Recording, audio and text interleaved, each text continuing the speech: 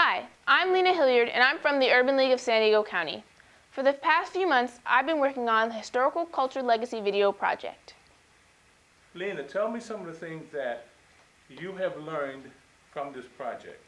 Well, I've learned so much about the Civil Rights Movement and the Great Migration nationally, but not only it locally.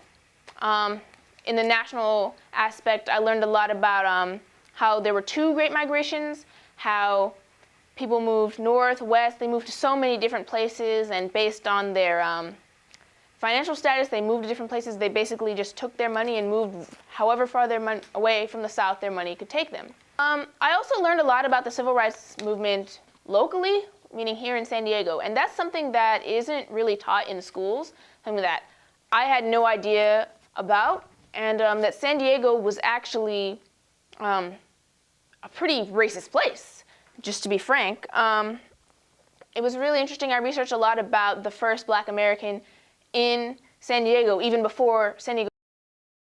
And his story, I learned a lot about how the first person to find gold was a Black American.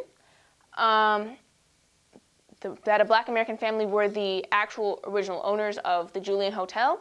And so African Americans have a long and rich history here in San Diego, and that's something that I did not know before. I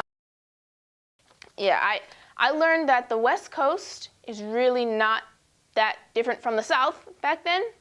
There's this kind of perception the West Coast didn't really have racism, and that because slavery didn't exist here, it wasn't a racist place, but that's just frankly not true. African Americans came from the South to the West looking for a better place to work and live and end discrimination. But while that was happening, white Americans also came west, and they brought their racist ideology with them. And so many of the pioneers worked hard to end discrimination in San Diego, and that's something I did not know about. I didn't know about the realness of the discrimination in San Diego, that Black Americans couldn't live in certain parts of San Diego. Even where I live today, my life would be completely different. I would not have the opportunity to really attend a four-year university like I am, or go to the school that I wanted to go to. I would be segregated and discriminated against because of who I was. And I really appreciate the people like Cecil Stepp, Harold Brown, and people who marched and people who